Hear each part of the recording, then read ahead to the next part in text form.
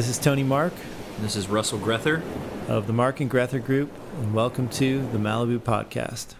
Malibu, Malibu,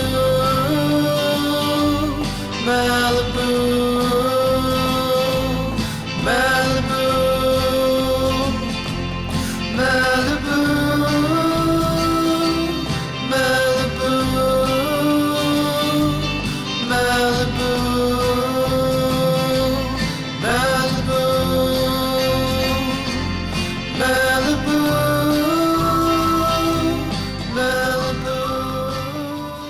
All right, welcome to the Malibu Podcast. I'm here with my friend Lockwood Holmes, the CEO of Integrity Financial.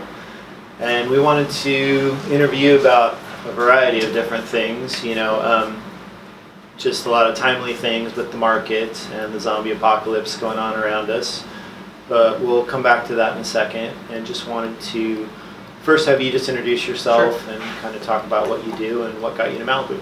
Yeah, so I've been here for over a decade now. I came out to graduate school at Pepperdine, and then I met you and hung around. Now, it's a good place. My wife and I found that it was a great opportunity, a great place to raise a family and be a part of this community. So, so I've been here for a decade, and then I started working after graduate school at Pepperdine. I went and worked for a private equity fund in Orange County for 3 or 4 years, and then I came on board at Integrity, I guess 5 or 6 years ago, and I've been CEO for the last 3 or 4 years. Actually 4 or 5 years, yeah. Because we're primarily a real estate podcast, just wanted to see, what drew you to Malibu from a real estate perspective. Sure. Just the area and things you like about it. Well, it is quite easy on the eyes. No, being an ocean guy my whole life, love the water, love the culture of people around the water, and love just being involved in activities from fishing to surfing to paddling. It's my gym, so it really promotes for me a healthy lifestyle. And I find that, within the community there's a lot of people that also enjoy a lot of the same things that I do, so. Absolutely. I was talking to your partner boss, Chris, previously, and one of the things I've always been so impressed with Chris and with you is just the way that you guys approach all of this business, life, family, exercise, health is kind of this holistic approach. And I just wanted to quickly ask you about that in terms of what you guys offer as a company, how that factors in. Yeah, failing to plan is planning to fail. And so we believe in really approaching, there's asset managers out there, people that just strictly manage money and try to make you as much money while diversifying your risk as much as they can. And, that's just one sliver to us of kind of wealth planning. Wealth planning takes into consideration a lot of other things. It takes into consideration, how do you plan to send your kids to college, look at your estate plan and thinking through what's going to happen, when you pass or when your parents pass, and taking into consideration, what you do for a living and how do we support, how does cash flow support that? So there's a side of estate planning that really factors in. There's a side of tax strategy that really factors in, and then there's, to me, the most important part, and that's kind of talking through what family legacy looks like for you. And then we have all the tools at our fingertips to back into the strategy, but we don't ever lead with strategy because we really need to listen and understand first. So there's really not a one-size-fits-all plan. It's really based upon the needs, the desires, the want of the family or the individual. No, I love that about you guys, and maybe that's a more modern approach to wealth management these days, but I had not seen that before I met you guys, and that's so important to me personally, but I think is really important to a whole generation of people, and it just, as far as I know, this wasn't really previously offered, this mindset, just the idea that you incorporate lifestyle, health, family, and finance into one cohesive whole. Sure. I love what you guys do with that. I hope Chris actually gets his book out there. I really enjoyed reading that, so I hope. I hope you eventually get him to publish that thing. Yeah, it's good. Some good stuff in there. So just because the world around us is so full of fear and so much going on with the stock market and questions about how that would affect the real estate market, and just wanted to jump into that with you as a wealth management professional. What I guess to start with, what do you see going on out there? What triggered the zombie apocalypse that we're living in currently? Yeah. Well, I mean, uncertainty creates volatility, right? And I think still it's March 19th right now, and we're still trying to land on information. I mean, I'm reading a gazillion reports out there. And I mean, I think we're largely beginning to come to consensus on what the game plan looks like to get out of this, and that's, being common sense, taking common sense to quarantine. However, in regards to the markets landing somewhere, like we do feel that they're towards the bottom. Like no one will, I don't think anyone can exactly tell us when it's going to be rock bottom, but at the same time, we do feel that there's some traction being had. We think as Congress begins to pass more legislation, that will begin to instill confidence and hope back into the American people. The public equities are really just a leading indicator of how people are. I mean, really, it's how we're monitoring our emotions in America right now from a trust perspective. So, unfortunately, that has a lot to do with our wallets, which creates even more stress and anxiety. And then when people go running to sell, people ask how our portfolio's doing. Well, ours are doing, considering the situation. We're down 25-30%. We're down pre-Trump. We're in the markets pre-Trump at this point. They're doing well, but anyone that has a diversified portfolio and doesn't have complete exposure 100% to public equities is fine right now. I mean, and there's a gazillion different types of vehicles, as we like to call them from an investment standpoint, that could have been deployed and should be deployed, whether it be, I know people hate this, but annuities aren't taking a hit right now, but at the same time they don't participate in gains. We like alternative instruments from regards to private equity or those types of plays, because they're gonna be insulated against the sugar high that the market's experiencing right now. So there's a lot of other, and then if you look at diversification, even within the public equity space, even within the alternative space, those are diversified in and of themselves. Like we don't necessarily invest in just private equity and small businesses in the U.S. Like we do in mid cap, large cap, international, global real estate. We do all this, and that helps kind of really keep consistent returns over the long run. It doesn't allow you to experience the extreme volatility. Yeah. And not that anyone could exactly say this was coming, but I'd heard you say a few times previously that market was due for some tune-ups, and that the virus sort of tipped over probably a more intense version of what we probably should have been expecting to see anyway. Sure. So I would imagine that because of that forethought, your clients are probably a little bit more insulated from that volatility. Yeah. Well, it's a tough sell. I mean, when you got the average, forgive me for being blunt, but amateur just S&P riding out there over the last 10 years, and he's like, hey, well, I'm smoking, look, I'm more correlated with the markets, and your portfolios are, you're like, well, what do they call it? Pigs get fat, hogs get slaughtered, and like our goal is not to be able to experience the highs of the highs and the lows of the lows. Our goal is to kind of take that middle ground and provide consistency, because with consistency, just like what we were talking about with uncertainty, you can make plans based upon calculated risks. You know what I'm saying? So if we can provide a consistent return based upon pre-thought through risk tolerance, then we can begin to structure how we're doing our financial plan. So yeah, I don't. That answers my question. Yeah, Okay. It's funny, like when things are going well, it seems like, well, anybody could do this. You just Right. put money, in the S&P 500 and you watch it go up. But it's in moments like these you actually appreciate what you guys do to balance out portfolios and really protect long-term growth and gain. And let me throw in here on something, and we've had the opportunity to I think work through several transactions on the real estate side, and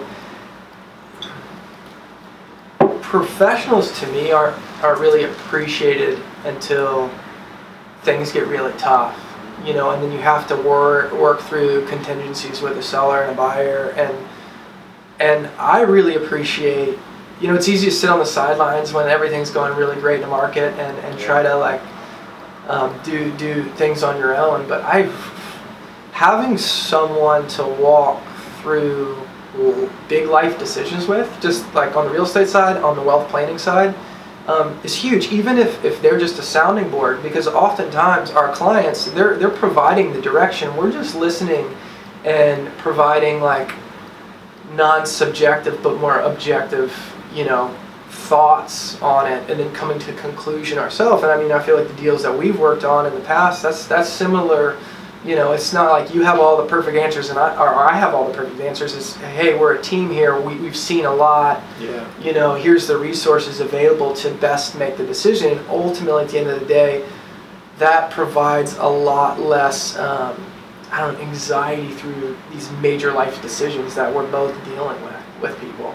No, I agree. There's something to be said. You spend enough time playing baseball, you start to get pretty good at, the nuances of that somebody who doesn't spend 8 hours a day playing baseball just wouldn't know, or having that experience. So yeah, I've definitely appreciated that about you and you guiding my family's financial planning, and really enjoyed working with you on the real estate side, because I feel that you do really appreciate and honor our professionalism, and you still make the decisions at the end of the day, but you want to hear what we have to say and to give you the behind the scenes that you wouldn't see, because you're not out there playing baseball 8 hours a day. You do what you do. Yeah, it's been great to work with you because of that. In a world where with the amount of information that we have, everybody thinks that they're professional, and the fact of the matter is they're not. Yeah. And they wouldn't want us to jump in their world and start speaking into it. So I really value that. It's just like a doctor, I can come in and try to describe my symptoms and everything like that, but at the end of the day, I have to, we call it manager risk. When we make investment decisions on private equity positions, a lot of times we're more interested in the character and the thought process behind our managers than to trying to understand the intricacies of what they're trying to do. It's the same thing with me. I know that there's an alignment, there's trust there.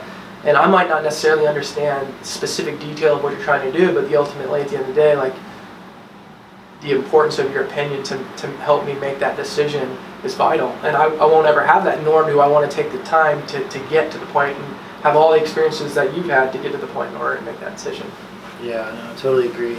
We we have that conversation. I feel like your profession is probably one where people are more inclined to go with a professional advisor, whereas real estate, we get a lot of, well, we'd like to list with you, except my cousin's sister's brother, is a realtor. Same with us. And we feel like we should probably go with them. Really? This is going to be one of the biggest financial decisions of your life, and you're going to go with somebody who got their license 2 weeks ago because you want to save a little bit of commission. There's no transaction that'd be more important to you to use somebody who's been around and can actually help you, achieve that goal or maximize the value. It's crazy to me that people would just go with that, very short-sighted relationship a lot of times. So obviously real estate is more of our forte, but I would love your opinions on how this economy, is projected to affect the real estate market as you see it. Yeah, to me it would just be guessing at this point. The thing is, you can take historical data and try to make predictions, but I think, and forgive me for using this word, but we are in unprecedented territory. It's just been thrown out way too much, that word. Yeah. So that's fluid. Everything's fluid right now. But you look at leading indicators typically, and having been in the family business, been around construction, real estate my whole life, permits and construction, new construction, that is a leading indicator on our economy. However, right now, I think the leading indicator is unfortunately the public equity markets. However, I think it's more of a short-term thing than a long-term thing. I would venture to think that there is going to be a softening, potentially, but I also think that it's just like, real estate investment on the commercial side and REITs and stuff like that in this country, like our private equity, like people ask us, do we invest in real estate funds? Since there's been more of a compression from a performance standpoint, there's more competition out there than ever before. And the answer is when wisely done, yes, absolutely. We don't take necessarily blanket shots with a shotgun anymore. We like to take rifle shots. And I think when making decisions, the health of the market is really important. It's supply and demand. I think that there's certain areas that are more insulated against risk than others.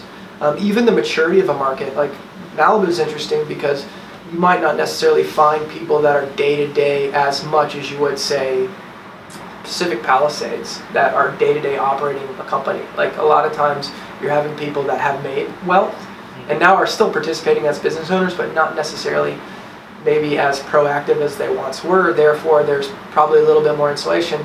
On the other hand, if you have maybe a Pacific Palisades family that is, they're 45 to 50 and they're 35 to 45 and they're in the heart of their money-making career and they have a lot on the line, you're going to see a little bit more of a swing. So maybe less insulation there because they are going to be affected. We got to figure out from a cash flow standpoint how we're going to be able to front, whether it's government stimulus, or how we're going to be able to make it through. Are we going to keep employees? Are we going to have to all take a hit? Right. And luckily, I feel like as a wealth management company, we're a little bit more insulated than other types. But the retail industry, the entertainment industry, they're getting hit already. So is government stimulus going to help them out? It's going to be interesting to see what happens. Yeah, no, definitely. There's no crystal ball. I think that, as you said, uncertainty is the hardest thing for the real estate market. So I feel like, it doesn't really matter that much if prices are trending up, trending down, as long as the buyers and sellers are sort of in agreement as to where those prices are. Yeah. Because we have been able to sell homes in any market as long as we've been able to educate the buyers as to where the market is or what opportunities might be available. Sure. Educate sellers as to where the support level, because at the end of the day it's the buyer and seller coming together that sets the price level. It isn't really the realtor. My dad had this expression when I was growing up saying, if you're standing in the road, you see which way the traffic's going. And part of what we probably offer the most as realtors is just, we're standing on that real estate road all day, so you get the pulse and feel of what people are thinking and where things are going. And so, it does feel like we're heading into, probably some opportunity for buyers, but at the same time, Malibu, Los Angeles as a whole, it's a desirable area. It's a place people want to be for a lot of different reasons that aren't all economic. It's the oceans, the hills, the lifestyle, being 30 minutes or I guess an hour in traffic from pretty much anything you want to get to. It's a pretty extraordinary life we get to live out here. So, whatever way the wave's going, it tends to find its way back up because we're in such a unique and amazing location. It's what drew me here, it's what drew you here, and it's what, at the end of the day will help set the tone for where our markets go as we see it. But we look forward to some more clarity too. Yeah. Well, I appreciate you taking the time to talk to us, being on the Malibu podcast, answering some of those questions. I realize that managing my own levels of fear have a lot to do with how I perceive the market. When I'm out with my kids on the beach and, my wife and I are walking the dog and I see the beauty around me and feel lucky I am to have my family, all of a sudden all this fear settles down and I see, this will pass, this will be okay. And the times I get super wrapped up in every little specific and spend too much time, listening to my phone buzz every 30 seconds with the new, end of the world update, it tends to play into my own mindset. So you're kind of back to your company's holistic approach, like I feel like that's probably more valuable than it's really ever been, because that is what balances out the whole. It's what helps you not only make good life decisions, but good economic decisions. So if people want to find you, ask questions beyond coming through us to get to you, where can people find you? No, I appreciate you saying that too. So we have a website, integrity.financial. And even during this time, like we're getting tons of, I've gotten 5 or 6 calls in the last 2 or 3 days of people that have cash on the sidelines. Wow. Or people saying, hey, do I trade out of my 401k? Do I get a cash? We've been posting videos to kind of take on some of these frequently asked questions. At the same time, we've positioned ourselves from a virtual advising standpoint to be able to meet families in their living room right now. And honestly, we feel from a wealth planning standpoint, we much rather talk to partners or spouse, or families or whatever that looks like. We'd rather talk to everybody at one time, just because it's important to, I've sat across the table from people too many times that have been through really gnarly divorces, and one person didn't have any idea what was happening in the money situation. Talk about uncertainty, and that creates fear and anxiety. And so you see that happen, and we don't want that to happen. Just like we don't want that to happen with these markets.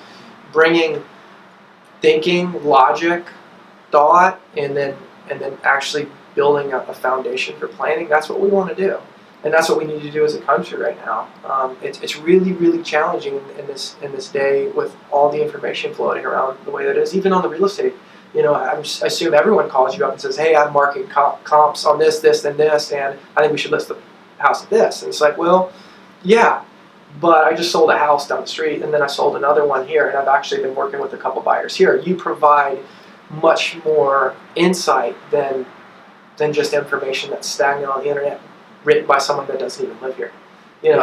It's the same thing in our space. So, and we have a team that we get together quarterly. We have an investment committee. We have a couple PhDs that sit on that, and that aren't really in our space, but one's in economics and one's in decision science, which is basically stats and stuff like that. But it's interesting to always, we put out 100-page, we're a small company, we put out a 100-page every quarter on what we think that's happening in the market, what historically it's done, how it performed last quarter, and then our projections. And slowly, like you said earlier, we knew that we were getting a little greedy with where we were, and that a recession was imminent, or at least a pullback was imminent.